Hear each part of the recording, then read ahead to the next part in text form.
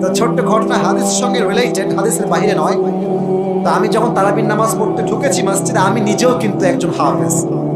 তো আমি গেছি, আমার মাথায় টুপি নাই, রাগ করবেন না, টুপি নাই, এর অনেক কোনো কারণ আছে, বলবো না এইসব, এখন সময় নেই।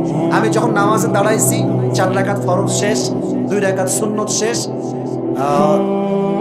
যখন ইমাম সাহেব বলছেন সালাতুত তারাবিহ বলে যখন আল্লাহু আকবার দিয়ে শুরু করেছেন কেরাত, এক বাচ্চা হাউ করে, না না আমি আর থাকবো না, না।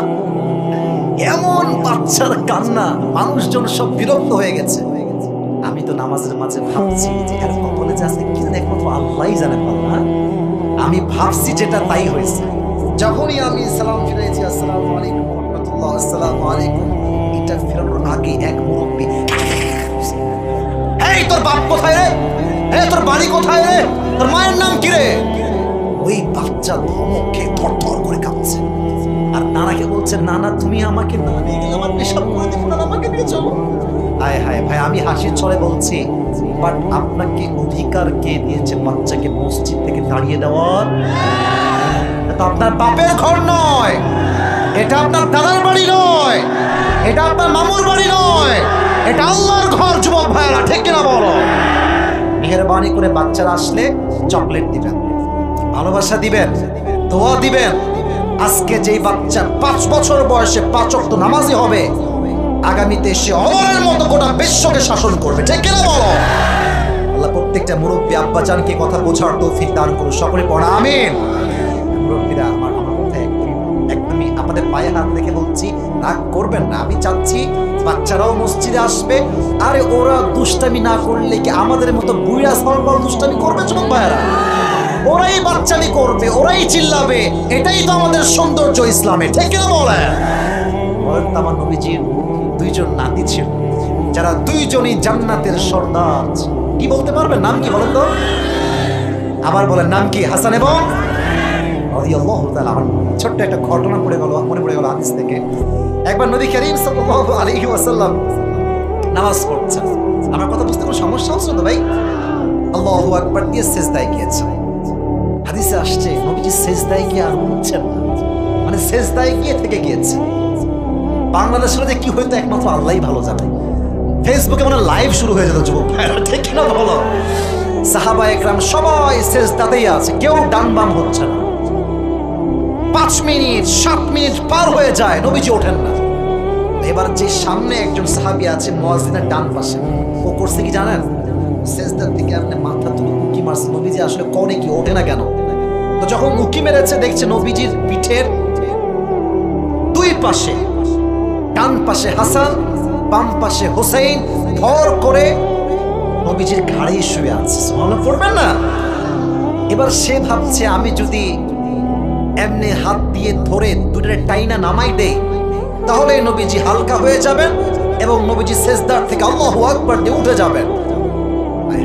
ইয়া রাসূলুল্লাহ, কি আদর্শ আপনার, কি আদর্শ আপনার!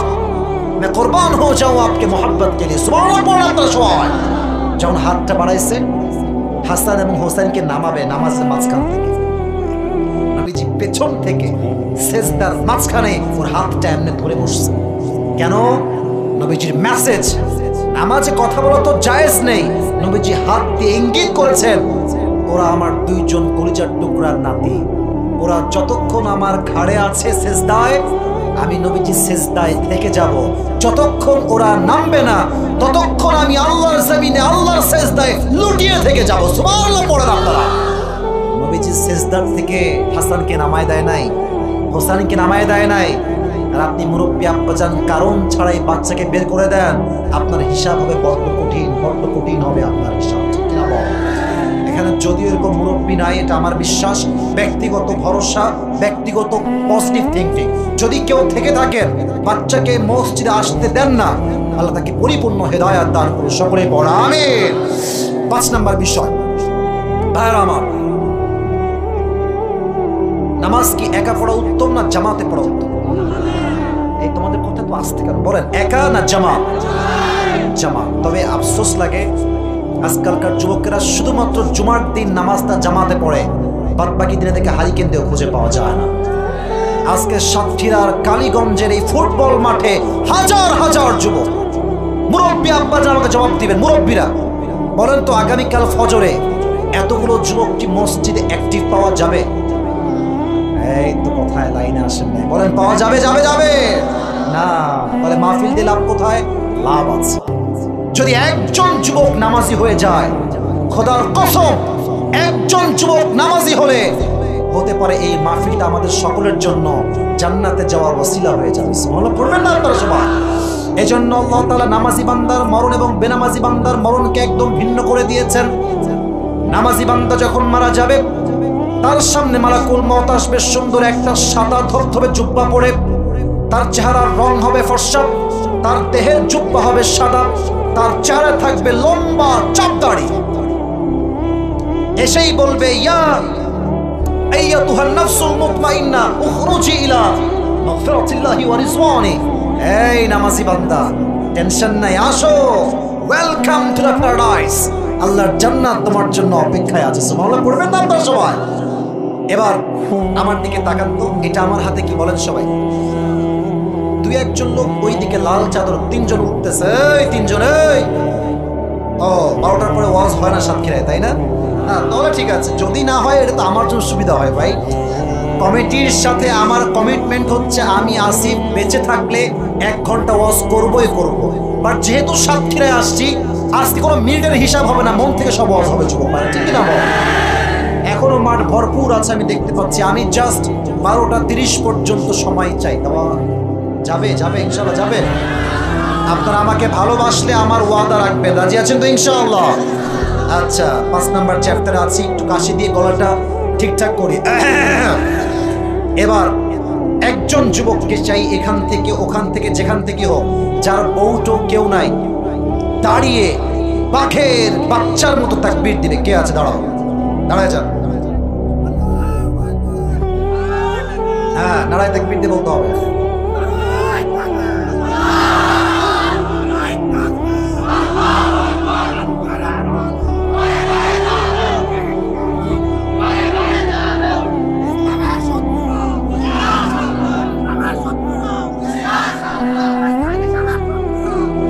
মারহাবা যুবক ভাইরা, আপনারা সবাই গলায় সাউন্ড আছে মাশাআল্লাহ।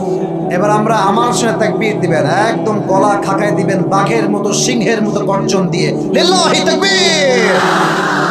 তো বলছিলাম, এটা আমার হাতে কি যুবক ভাইরা? টিস্যু কি গোল হয় না চারকোনা হয়? চারকোনা। মুরব্বী আব্বাজানরা, আপনারা আমার কথা বুঝতে পারলে আমার মনটা বড্ড খুশি লাগবে। যুবকরা তো আমাকে এমনি শোনে, ওরা আমাকে এমনিই বোঝে, মুরব্বীরা বুঝলে আমি বড্ড খুশি হব। নামাজি বান্দা যখন মারা যাবে, তার রুহটা হবে বড্ড স্পেশাল, অনেক দামি রূহ হবে। তার রুহকে আল্লাহ তাআলা দুনিয়া থেকে জান্নাত পর্যন্ত নেওয়ার জন্য একটা লাল স্পেশাল রেশমি রুমালের কাপড় জান্নাত থেকে আল্লাহ দুনিয়াতে পাঠিয়ে দিবে। সুবহানাল্লাহ পড়বেন না আপনারা? এ হচ্ছে নামাজি বান্দার মরণ। এবার আসেন, বেনামাজি যারা আছেন তাদের মরণটা কেমন হবে?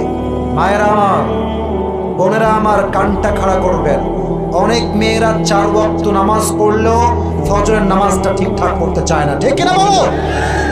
মনোযোগ দিয়ে শুনবেন, বেনামাজির মরণটা কত ভয়ঙ্কর হবে।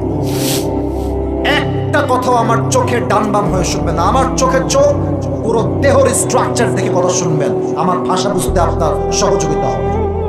বেনামাজি বান্দার সামনে যখন মালাকুল মউত দাঁড়াবে, তার চেহারার গায়ের রং হবে নীল, ব্লু কালার। তার দেহের যে পোশাক, এটা হবে ব্ল্যাক। হাদিসে আসছে তার পা থাকবে জমিনে, হেড তথা মাথা থাকবে আকাশ বরাবর, বিশাল লম্বা তার দেহ হবে। এসে একটা ধমক দিয়ে বলবে, এই বেনামাজি, ইয়া আইয়াতুহান নাফসুল খাবিথা উখরুজি ইলা আমরিল্লাহ, বের হয়ে আয়, আল্লাহর গজব জাহান্নাম তোর জন্য অপেক্ষায় আছে। ওই দিন বেনামাজি মুরব্বী, বেনামাজি যুবক, বেনামাজি মেয়েরা, তাদের দেহের প্রত্যেকটা অঙ্গ থর থর থর থর করে কাঁপবে, পুরো দেহে একটা কম্পন তৈরি হয়ে যাবে। হাদিসে আসছে তার রূহ একবার ডানে, একবার বামে, একবার পেছনে, বারবার ট্রাই করবে, বারবার পালিয়ে যাবে। এবার আমার look at my left hand, বাম হাত দেখেন। মালাকুল মউত এমন ক্ষিপ্ত হবে বেনামাজির উপরে, তার বাম হাত দিয়ে এমনি জোরে করে একটা তার রূহের দিকে থাবা মারবে। যখন তার রূহটা তার মুখ থেকে টেনে বের করবে, হাদিসে আসছে একটা জীবিত ছাগলকে যাবেহ না করে তার চামড়া কেউ যদি টেনে হিচড়ে চাকু দিয়ে ছুরি দিয়ে ছিঁড়ে ফেলে, ওই ছাগলটার যে পরিমাণ কষ্ট হয়, হাদিসে আসছে বেনামাজি যুবক, বেনামাজি মুরব্বী, বেনামাজি মেয়ের যখন রূহটা কবজ হবে, ওই ছাগলের চাইতে 70 গুণ বেশি কষ্ট দিয়ে তার রূহকে কবজ করা হবে। সকলে বলেন নাউজুবিল্লাহ। সাতক্ষীরার কালীগঞ্জের ভাইরা বলেন তো, বেনামাজি হয়ে মরলে